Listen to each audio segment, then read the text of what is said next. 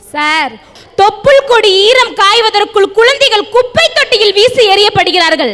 தாயின் மார்பகத்தில் பாலருந்து வேண்டிய பிஞ்சு உதடுகள் வெறிநாய்களின் பசிக்கு இரையாகின்றன சார்.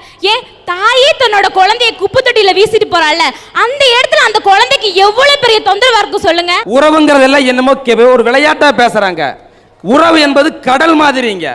அதுல முக்குளிச்சாத்தானுங்க முத்தெடுக்க முடியும். இப்படி கைய வாரி வாரி அணைச்சு நீச்சல் அடிச்சாத்தானுங்க கரை சேர முடியும். கரை சேர்ந்தாத்தானுங்க நாமளும் பக்குவமா வாழ முடியுங்கிறதா. உறவு சுமை இல்லைங்க. உறவுன்னா கடல் மாதிரி தான். ஏன்னா அதுல எப்ப புயல் வருது, எப்ப சுனாமி வருது, எப்ப பூகம்பம் வருது எவனுக்குமே தெரியாது சார். எத்தனை பேரை கொண்டுட்டு போட்டு அந்த கடல். என்னைக்கோ ஒரு நாள் சுனாமி வருங்கிறதுக்காக யாரும் கடற்கரைக்கே போகாம இருக்காங்களா? என்னைக்கோ வர சுனாமியை மட்டும் பேசுறியா? காற்று வாங்க போனேன் ஒரு கவிதை வாங்கி வந்தேன்னு பாடினதும் அதே கடற்கரையில தானே.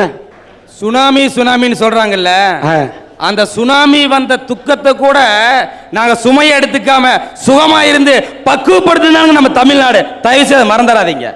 இன்னைக்கு நாட்டுல எத்தனை குழந்தைங்களுக்கு பெற்றோர்கிட்ட இருந்து முழு அன்பு கிடைக்குதுன்னு நினைக்கிறீங்க? ஒரு தாய் தன்னோட குழந்தைக்கு தாலாட்டு பாடி தூங்க வைப்பா, அதுக்கு பேரு அன்பு தாலாட்டு. இன்னைக்கு வேலைக்கு போற அம்மா தன்னோட குழந்தைய தாலாட்டு பாடி தூங்க வைக்கிறான், அது அவசர தாலாட்டு. என்ன தெரியுமா? சோலைக்குள் பிறந்தவளே சுத்தமுள்ள தாமரையே, வேலைக்கும் போகின்றேன் வெண்ணிலவே கண்ணுறங்கு.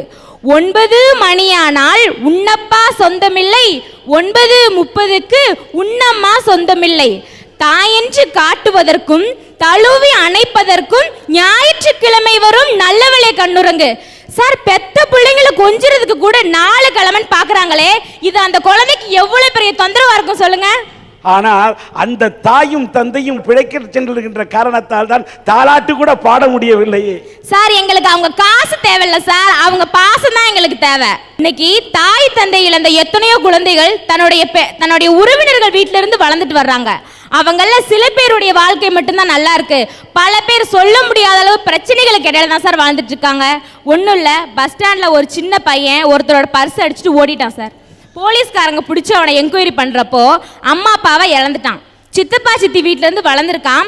அவங்க அவனை ஸ்கூலுக்கு அனுப்பாம வீட்டு வேலைகளை செய்ய சொல்லி கொடுமைப்படுத்திருக்காங்க. சின்ன பையன் வீட்டுல இருக்க முடியாம வெளியில ஓடி வந்துட்டான். வந்தவன் என்ன பண்ணுவான்? வயிற்று பசிக்காக பிட் பாக்கெட் தொழில ஈடுபட்டுட்டான். கொஞ்சம் யோசிச்சு பாருங்க, IAS IPS செலக்ஷன் லிஸ்ட்ல தொங்க வேண்டிய போட்டோ இன்னைக்கு போலீஸ் ஸ்டேஷன்ல கிரிமினல்ஸ் லிஸ்ட்ல தொங்கிட்டு இருக்கு. அதுக்கு காரணம் யார் சார்? அந்த உறவுகள் தானே.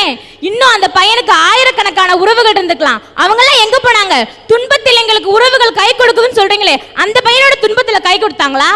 இதே மாதிரி மாற்றாந்தாய் கொடுமையில மாட்டிக்கிட்டு எத்தனை குழந்தைகளுடைய லட்சியங்கள் பாதிக்கப்படுது தெரியுமா?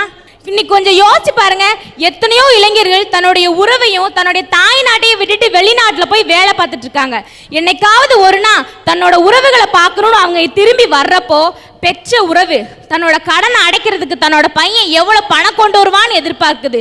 சகோதர உறவு நம்ம அண்ணன் நமக்கு என்ன வாங்கிட்டு வருவான்னு எதிர்பார்க்குது.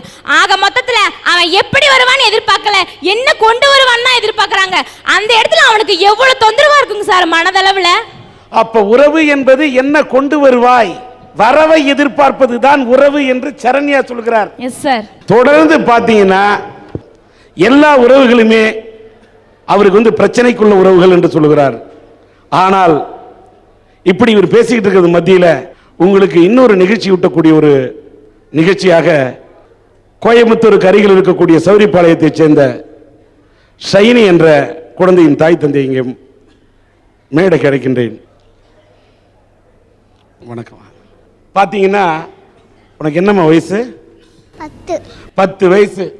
ஆனா இந்த குழந்தைக்கு பார்த்தீங்கன்னா பாருங்க, உடல் வளர்ச்சியே இல்லை. இதோட வெயிட் எவ்வளவுமா? 10 கிலோ.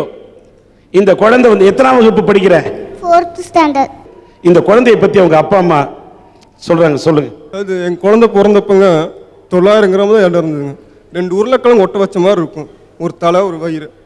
உத்து பார்க்கணும் குழந்தைய. நான் போய் தஞ்சாவூர்ல இந்த குழந்தைய பார்க்கும்போது நான் சொன்னேன், என் ஜோப்பில் போகிற அளவுக்கு கூட அந்த குழந்தை இல்லையே, இது எப்படி பொழைக்க போகுது அப்படின்னு கேட்டேன்.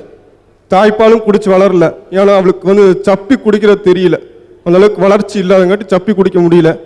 3 வருஷம் அந்த குழந்தை குப்புற படுக்கல, அப்படியே மணக்கெல்லாம் படுத்துட்டு இருந்தது. 3 மாதம் குழந்தைய குளிக்க வைக்கும் கூட கிடையாது. நைட்டும் பகலும் தூங்காமல் வளர்த்தணும். நீங்க என்னமா நினைக்கிறீங்க? இந்த ஒரு தாய் என்ற முறையில் இந்த குழந்தையை வளர்ப்பது உங்களுக்கு ஏதாவது கஷ்டமா இருக்கா? எனக்கு வந்து கஷ்டமாவே இல்லைங்க. 5 வருஷமா அந்த குழந்தைக்கு என்னன்னு கண்டுபிடிக்க முடியாத ஒரு நோயா இருந்தது. இப்போதான் சமீப காலமாக அவளுக்கு ஹார்மோன் இன்ஜெக்ஷன் போடணும் அப்படின்னு சொல்லியிருக்கிறாங்க. அது குறைஞ்சது அவ மெச்சூர் ஆகுற வரைக்கும் போடணும். 1 வருஷத்துக்கு 1 லட்சம் ரூபாய் செலவாகும் அப்படின்னு டாக்டருக்கு சொல்கிறாங்க. எங்களால் அந்த அளவுக்கு வசதி இல்லை. குழந்தைகளை வளர்த்துறது வந்து எனக்கு வந்து சுமையாகவே நான் நினைக்கல, சுகமாக நினைக்கிறேன். நான் எனக்கு வந்து இந்த குழந்தை வந்து கிடைச்சது ரொம்ப புண்ணியம்னு நான் நினைக்கிறேன். ஏன்னா எத்தனையோ குழந்தைங்க மூளை வளர்ச்சி இல்லாமல் எவ்வளவோ கஷ்டப்படுறாங்க. இந்த குழந்தைக்கு உடல் வளர்ச்சி இல்லாட்ட இந்த குழந்தை எப்படி படிக்குது? படிக்கிறதுலாம் ஸ்கூல் ஃபர்ஸ்ட்டுங்க. 600 மார்க்கில் ஒரு 6 மார்க்ஸ் தான் கம்மியாக எடுப்பாங்க. உடல் வளர்ச்சி இல்லை, ஆனால் அந்த குழந்தை ஃபர்ஸ்ட் ரேங்க் வருது. நீ படிச்சு என்ன ஆகணும்னு நினைக்கிறம்மா? கலெக்டர். பாரு, நீ கலெக்டர் ஆகணும்னு எல்லாரும் கை தட்டுறாங்க. நீ ஏன் கலெக்டர் ஆகணும்னு நினைக்கிறடா ராஜா? என்ன மாதிரி நிறைய பிள்ளைங்களுக்கு ஹெல்ப் பண்ணணும்னு ஆசை. அதனால ஒரு குழந்தை உடல்ல இல்ல எடை, ஆனா தான் வளர்ந்து பின்னாடி பெரிய கலெக்டர் ஆகணும். நீ ஏன் கலெக்டர் ஆகணும்னு கேட்டா, என்ன மாதிரி இருக்கக்கூடிய குழந்தைகளுக்கு நான் உதவணும்னு சொல்லுத. இதுதான் சார் குழந்தையும் தெய்வமும் ஒண்ணுன்னு சொல்றாங்க. என்ன உயர்ந்த உள்ளம். உனக்கு படிக்கிறத தவிர வேற என்னடா தெரியும்? பாட்டு நல்லா பாடுவியா? உனக்கு தெரிஞ்ச ஒரு பாட்டை மெய்க்க பக்கத்துல வச்சு பாடுறா செல்லம். ஒவ்வொரு பூக்களுமே சொல்கிறதே, வாழ்வென்றால் போராதும் போர்க்களமே.